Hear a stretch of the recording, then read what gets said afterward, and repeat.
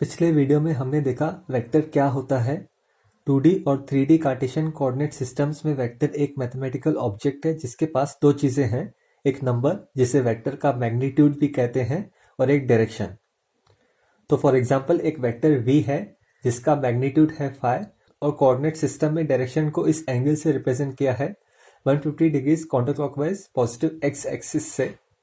Vector को coordinate system में एक एरो से रिप्रेजेंट करेंगे जिसकी लेंथ वेक्टर के मैग्नीट्यूड के इक्वल है phi और वो एरो वेक्टर की डायरेक्शन में पॉइंट करेगी, मतलब पॉजिटिव x एक्सिस से 150 डिग्रीज काउंटर क्लॉकवाइज के एंगल पर।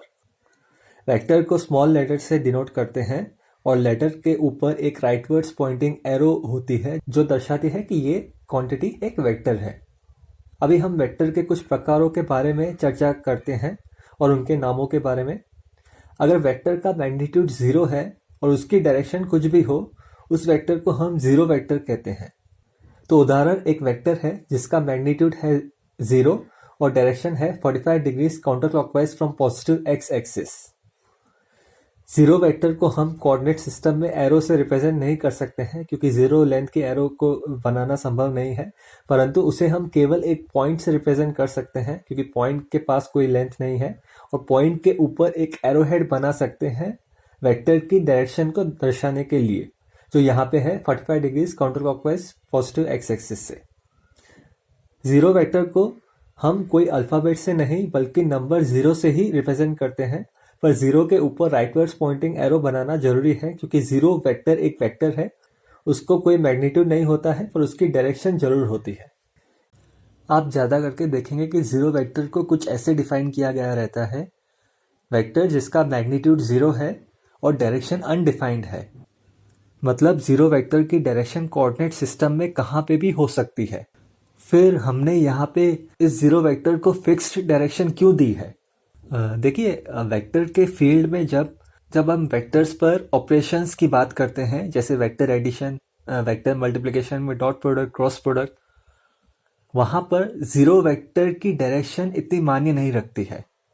जैसे कि अगर हमने किसी भी वेक्टर को जीरो वेक्टर से ऐड करते हैं तो हमें उसका आउटपुट हमेशा वो वेक्टर ही मिलेगा। ए वेक्टर प्लस जीरो वेक्टर हमें हमेशा ए वेक्टर ही देगा, भले जीरो वेक्टर की डायरेक्शन कहाँ पे भी हो कोऑर्डिनेट सिस्टम में। उसी तरह से अगर हम किसी भी वेक्टर का डॉट प्रोडक्ट निकालते हैं जीरो वेक्टर के साथ, तो वो हमेशा हमें आउटपुट नंबर 0 ही देगा, भले हमारे जीरो वेक्टर की डायरेक्शन कहाँ पे भी हो कोऑर्डिनेट सिस्टम में। इन ऑपरेशंस पर हम भविष्य में वीडियोस में चर्चा करेंगे। फिलहाल के लिए इतना समझना जरूरी है कि जीरो वेक्टर की डायरेक्शन को हम फिक्स रखें या न रखें, उसका इतना इम्पोर्टेंस नहीं है। एक और प्रकार के वेक्टर के बारे में हम पढ़ते हैं और उसे यूनिट वेक्टर कहते हैं। अगर किसी भी वेक्टर का मैग्नीट्यूड 1 है और उसकी डायरेक्शन कोई भी हो, उस वेक्टर को यूनिट वेक्टर कहते हैं।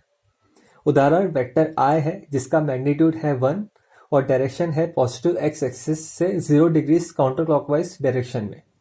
तो इस वेक्टर की एरो कोऑर्डिनेट सिस्टम में कहाँ पॉइंट करेगी? ये पॉजिटिव x एक्सिस है, यहाँ से हम 0 डिग्रीज काउंटर क्लॉकवाइज जा रहे हैं, मतलब कहीं नहीं जा रहे हैं। ये वेक्टर की डायरेक्शन पॉजिटिव x एक्सिस के दिशा में ही है और इसका मैग्नीट्यूड 1 है।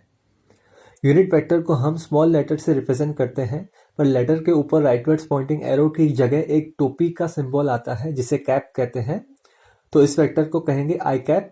ये कैप का सिंबल का उपयोग केवल यूनिट वेक्टर्स को दर्शाने के लिए किया जाता है। और तो और यूनिट वेक्टर्स जो positive x axis, positive y axis की दिशा में पॉइंट करते हैं, ये दो स्पेशल यूनिट वेक्टर्स होते हैं और I और J अल्फाबेट्स इन वेक्टर्स के लिए ही रिजर्व्ड होते हैं। तो आई कैप उस यूनिट वेक्टर को कहते हैं जो पॉजिटिव x एक्सिस के दिशा में पॉइंट करता है और J कैप उस यूनिट वेक्टर को कहते हैं जो पॉजिटिव y एक्सिस के दिशा में है। और अगर 3 डायमेंशनल कोऑर्डिनेट सिस्टम में है तो I और J के साथ एक तीसरा वेक्टर है k कैप, जो यूनिट वेक्टर है पॉजिटिव z एक्सिस के दिशा में। ये स्पेशल वेक्टर्स होते हैं क्योंकि 3D कोऑर्डिनेट सिस्टम में किसी भी वेक्टर को हम इन तीनों वेक्टर्स के टर्म्स में लिख सकते हैं। इस कंसेप्ट को हम आने वाले वीडियोस में देखेंगे। इस वीडियो को देखने के लिए धन्यवाद।